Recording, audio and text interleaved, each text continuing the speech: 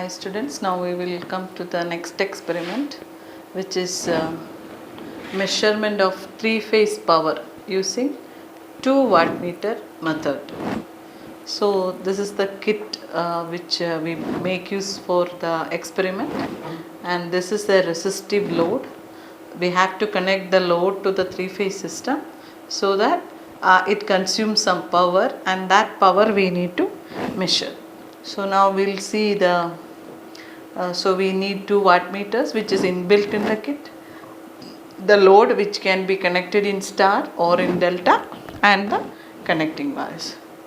So now we come to the theory part of it. We know that power is nothing but the rate at which the work is done. So here the work which is done is the load, the resistive load is connected to the three-phase system. And in DC systems we know we calculate the power consumed by different equations. Say we make use of V into I, means VDC into IDC, or in some other cases we may do I squared into R, or we can even do V squared by R. All these equations we make use of the power calculation. Now, but coming to the AC systems, what we have already seen in the theory classes, that we cannot just do V into I to calculate the power in a AC system. So we make use of the equation VI cos phi.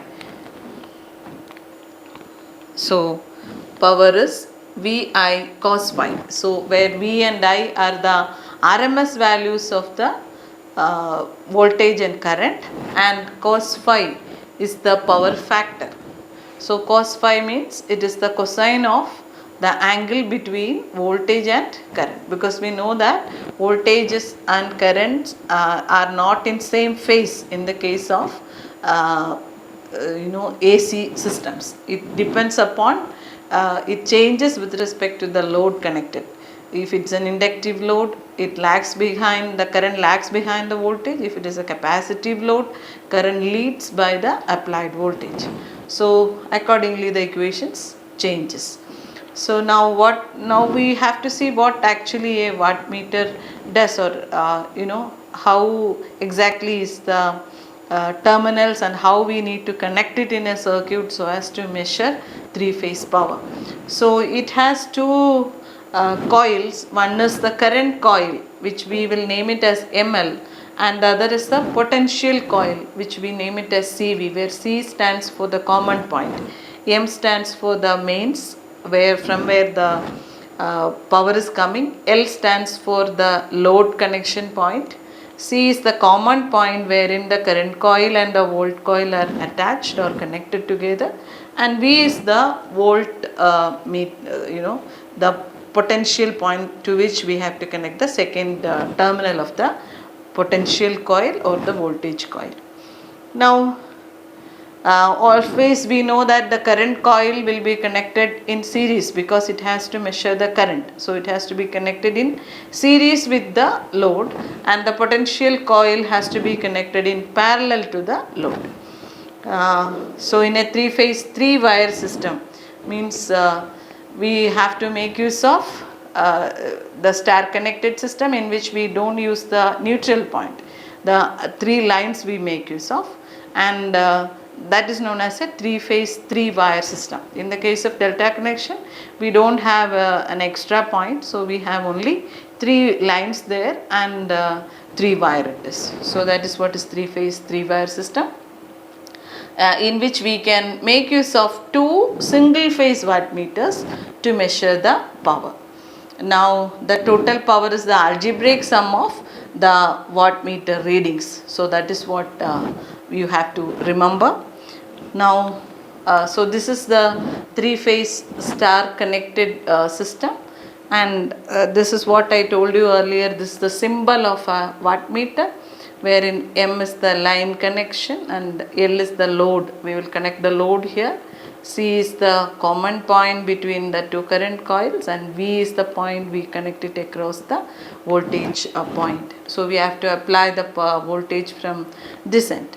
and the load will be connected here. So now when we come to the three-phase system, so this is a three-phase load which I have showed you earlier. This is the resistive load. This is the shows the R phase connection. This is Y line and this is B line.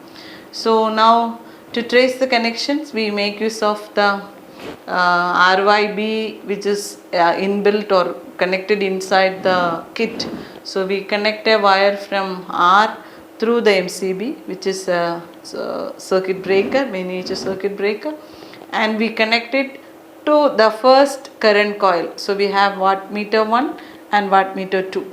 So wattmeter 1, the current coil is connected to the R line which goes to the load, and its pressure coil is connected to the common point here, and this is the volt coil which we have connected to the Y phase. Now the second wattmeter we have to connect, the current coil has to be connected to the B phase, because in this is the common phase which we are using for the voltmeter connection or volt coil connection. So both the volt coils are connected to the Y phase. So the current coil, first current coil is in R phase and second wattmeter current coil is in the B phase, and Y is the common voltage point to which the wattmeters pressure coils are connected. So this is the connection diagram which we have to follow in the kit which we are using. And similarly, when you connect the resistors in delta fashion like this, again we follow the same procedure, wherein Y phase is taken as a common point for the voltage connection, and the current coil of the first wattmeter is connected in R phase, and current coil ML of the second wattmeter is connected to the B phase. So this is the way it has to be connected, and the pressure coils of both are connected to Y, and this MC connection is internally done in the wattmeter, so you don't have to connect it externally, which is the common point. So this is the connection we have to do it for the delta connected load. So the procedure will be: make the circuit connections as per the circuit diagram, switch on the power supply, note down the wattmeter reading. So we have to mark here a star connected load W1. W2 will write here, and total power is the algebraic sum, which is W1 plus W2. And we need to compare this with the actual power consumed in the circuit, in which three-phase AC system we make use of the equation 3 VLIL root 3 VLIL cos phi. So VL and IL are the RMS values of the line currents. So root 3 VLIL cos phi is the equation which you have to use, and that calculation should be matched with the total power which we got from the 2 wattmeter readings. So this should be approximately equal. The power calculated using the root 3 VLIL cos phi. So we mark VL here and we take down IL here, and we calculate this column and this column, the value should be matching, so that we prove that we can make use of 2 wattmeter method to calculate the power in a 3-phase system. Similarly, when you connect the load in the delta, we mark take down the values here in the second row. So now coming to the post lab questions, we have these things we have you have discussed earlier. What is energy? Energy is nothing but the power taken for a duration of time, the total power consumed for a duration of time. What is the use of energy meter? Energy meter is used to see what is the total electrical power used in a house or in an institute or a office. So energy consumed over a month is measured by an energy meter, which you know that it is in all our houses there is an energy meter connection, by which the electricity department people will check the total power consumed by each house. What is the unit of energy? Unit of energy is kilowatt hour. Unit of so 1 unit is it is kilowatt hour, means normally the power which we say is in watts, so which is nothing but joules second. So the joule second or watt second is nothing but joules. So when you take that in terms of kilowatts and multiply that with 60 into 60, so that it is hour here. So second we need to take it as watt second, you need to take it as in terms of hour, so you need to multiply it with 3600. Then power we discussed earlier. Mention types of power in an AC circuit. So here these things we have discussed in the theory classes.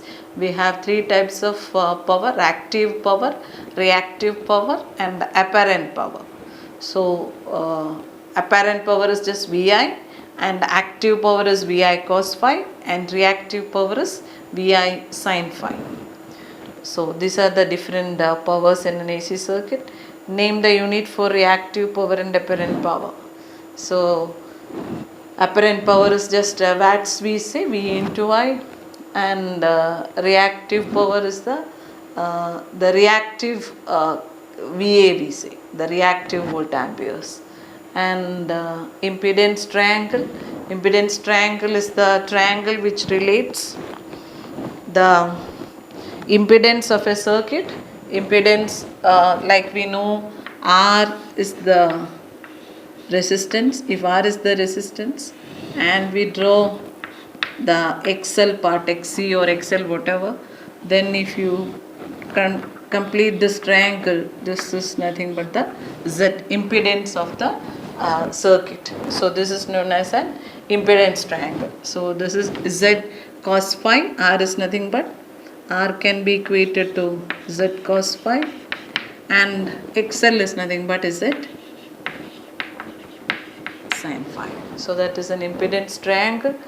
Then draw the power triangle. So similarly you can have the power triangle wherein this is the actual power or true power, and this is the reactive power, and then this is the apparent power. So that is what I mentioned earlier. AP is nothing but, the apparent power is V into I, and the true power TP is VI cos phi,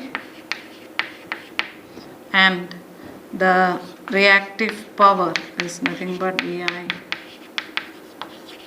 sin phi. So these are the lab post lab questions which we have to write it in the record. So with that we have finished the theory part of this experiment, and the lab demonstration we will do it in the lab, and then you can follow it how the connections has to be done using the kit. That's all. Thank you.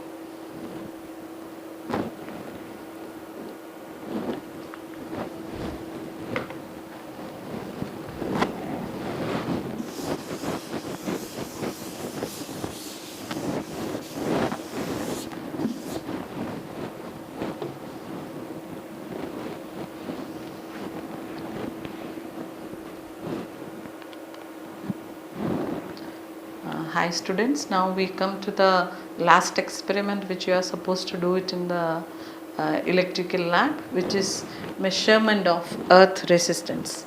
Measurement of earth resistance.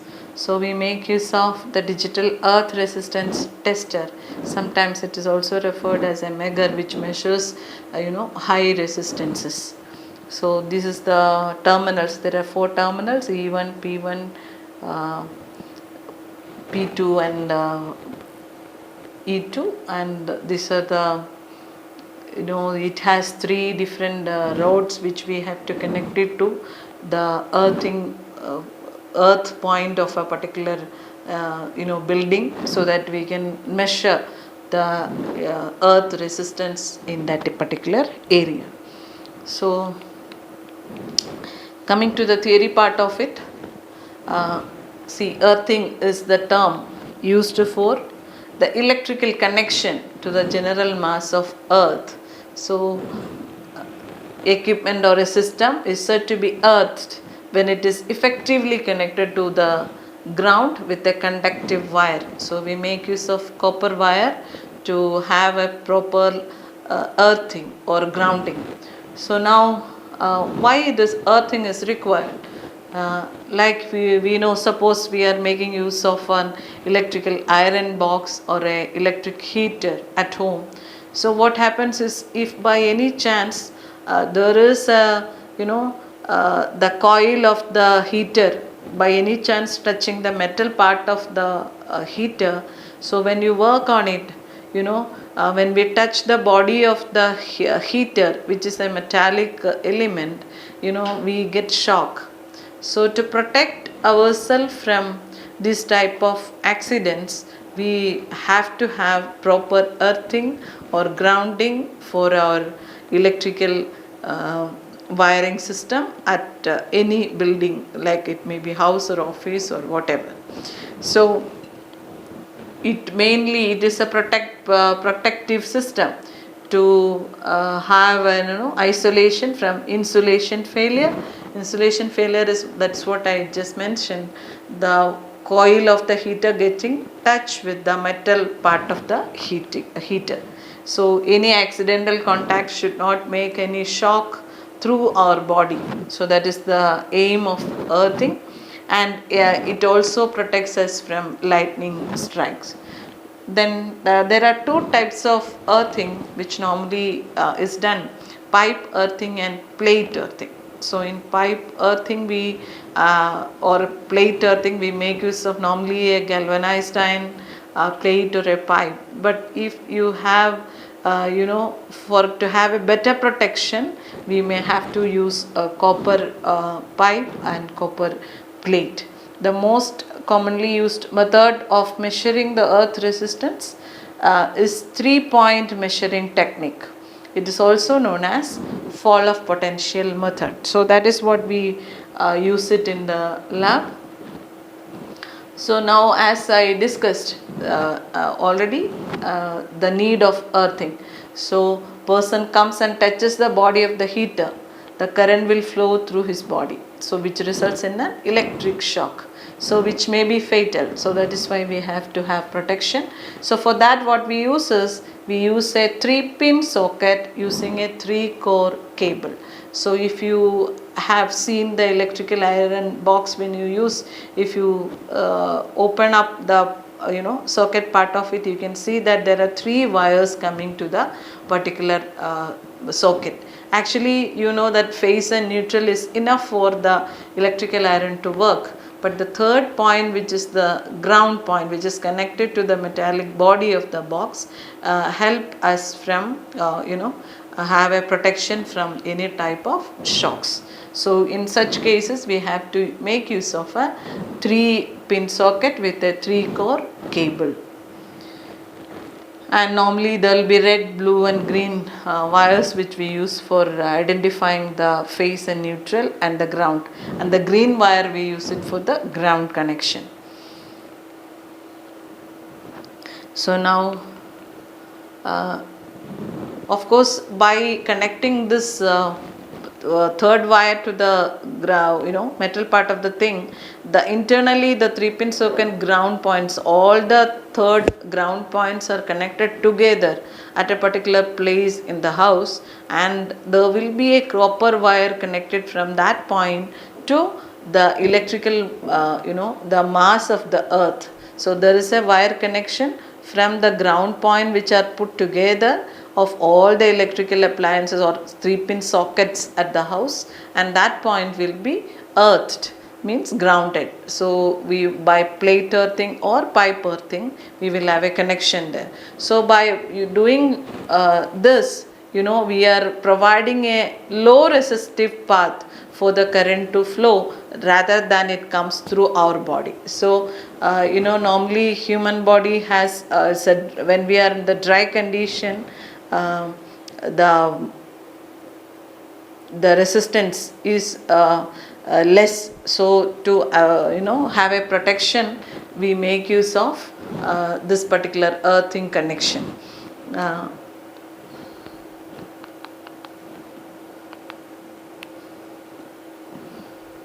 and also as the large current when flows through the main phase wire, it will help the fuse also to blow off in case of any accident. So for achieving this, we need to have a low resistive path to the mass of earth. That is being done by the earthing point. So using this pipe earthing or plate earthing, and we have we have to dig a pit there in the earth according to the current which we use maximum. So accordingly it has to be done, and to make more the soil to be of less resistance, we may make use of salt and charcoal in the pit so as to have a low resistive path. And sometimes in summer conditions we have to pour water to the pit to make the resistance less. So the purpose of earthing is to provide an alternative path for the fault current to flow so that it will not endanger the user. That is the purpose of earthing. Okay, hi students. Now we will just do the next power measurement experiment, which is when the load is delta connected. Okay, delta connected load. So here you can see the connection diagram. So what all we require is we have to prove that VL root 3 VLIL cos phi is equal to W1 plus W2. So there is a first wattmeter W1, the second wattmeter W2. So the readings of these two together, sum of the two readings should be equal to root 3 VLIL cos phi. So to measure VL we have connected the voltmeter here, and to measure IL we have the ammeter here. So cos phi is 1 because we are using resistive load. So let us trace the connection now, and we measure the values after giving the power supply. So first let us see, you can see here R. From R we need to connect the ammeter, and through the ammeter it should go to the common point, load point R. So let us trace the connection. See, this red wire is used here. So red is coming from R to the ammeter point, and from ammeter point this red wire goes to wattmeter common point, which is the current coil point M, and from that it goes to the common load point, which is R. So that is the first part of connection. And similarly, if we see the second line here, Y is directly connected to the load point Y, because we are using 2 wattmeters and the current coils are connected in R phase and B phase. So that is why Y is directly going to the load place. So that you can see here, this yellow wire which is connected directly to the Y load point. Now the third is B. B should go through the second current coil, wattmeter current coil, and to the load point B. So that is what is connected here. This blue wire goes to the second wattmeter main point, and then the other part goes to the load point B here. So that is, so this part connection is also over now, and now we need to connect the pressure coil or the voltage coil of the wattmeters. So you can see here, so the first wattmeter pressure coil is connected to Y, second wattmeter pressure coil also is connected to Y. So we have connected, this is the first wattmeter W1 pressure coil, this is the common, and the other point is connected to Y. And similarly here the second wattmeter pressure coil also is connected to the common point Y. So wattmeter connections are over. Now we just need to connect the load connection in delta form here. So we have connections to the first point of the load from R to R. This is from R to R.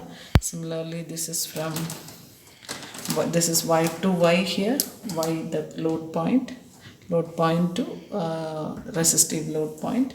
And similarly B here, this is the B point, so B is connected to the load common point B here.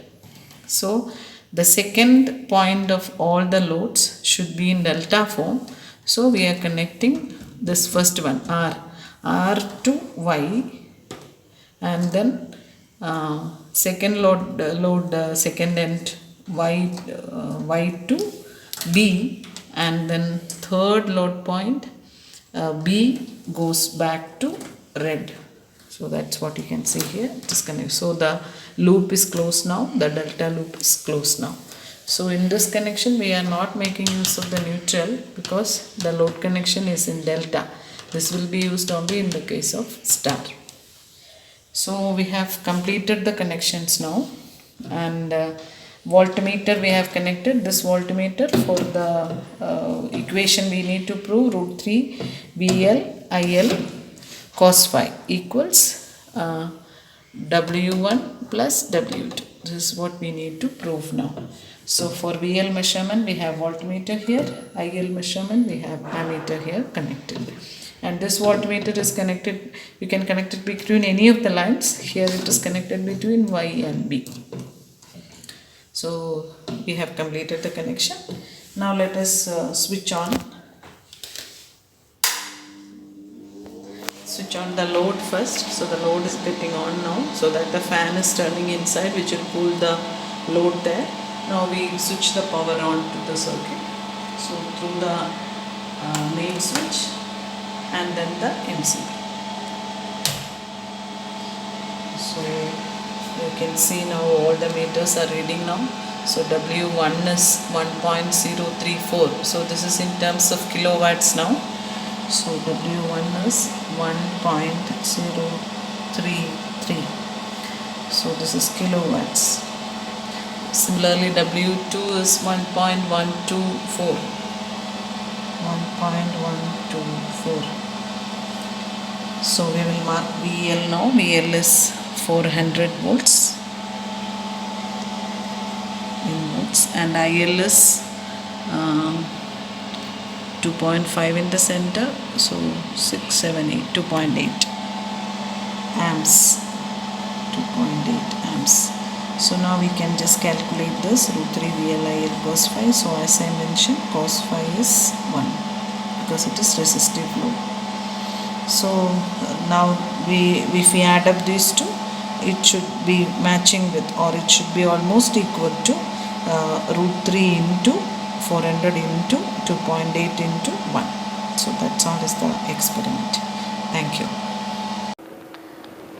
So now we'll see what is the procedure for that. So you have the earth tester and the spikes, as I said, the road top things and the connecting wires. So the road, one rod you have to connect it to the the connection diagram I have shown earlier. We'll come back to that. So this is the way the C1 and P1, or rather here it is shown as E1 and P1, have to be shorted, and this to be connected to the earth electrode. So that is the first connection which you have to make, and then P2 and C2 you have two rods connected at different distances, and so this is the fall of potential method. And by keeping these rods at a particular distance, we can coming to the procedure point. So press the test point shown in the tester and note down the readings. So you then, by changing the you have to dig and put the spikes there in the earth near to the electrode point. So you can even change the spike points to have some more readings, and we take the average of the different points to get the proper earth resistance of the ground in that particular location. So now these are the post lab questions which we have. So what is meant by earthing, which we have discussed. Normal value of earth resistance is see, as I mentioned, it's only of the order of 5 ohms. Then what is how much current or voltage can be a normal human withstand? So it is maximum 10 milliamps, which a normal human body can withstand without any fatal issues. What all factors the electrode, how the earth electrode is made up of. As I mentioned earlier, we can make use of galvanized iron material, or in some cases for better protection we may use copper also, where you feel that the electrode may get deteriorated with the salt soil conditions. Then what factors does the earth's resistance depend? It depends upon the soil composition mainly, and the wetness in that particular area, the moisture present in the particular location, and even what are the salts present in that particular location. So all these depends upon factors contribute to earth resistance. Then why charcoal and salt is used in the earth pit? As I mentioned earlier, it reduces the resistance of the path, earthing path, so that we get a better protection.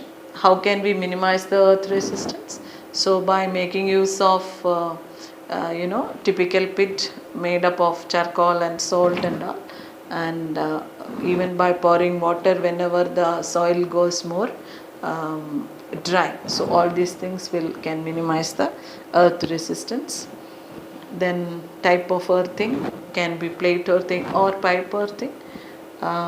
So what is the difference between earth and neutral, earth point and neutral point? So neutral point is just a conductor or a wire which is connected to close the circuit from the phase through the load to the source back. So that is just a conducting wire. But when you connect earth, means it's a third point which we use to have a protection against any accident or shock of personnel. So that's about the different experiments in the lab which you have to do. So this also, the demonstration part, we will see outside the building, so that how it is being measured. Thank you.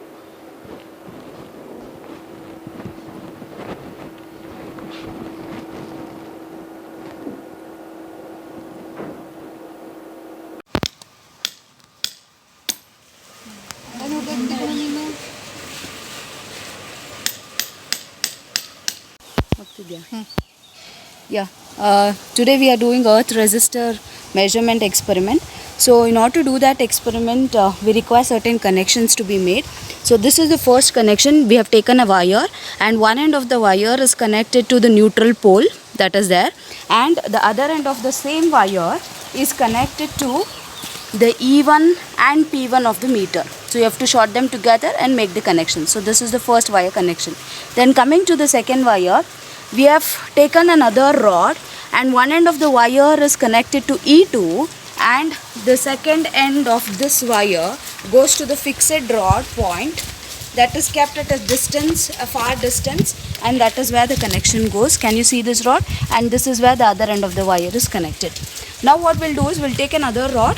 That rod measurement, we'll keep it at different distances and check how exactly the resistance increases as we tend to increase the distance.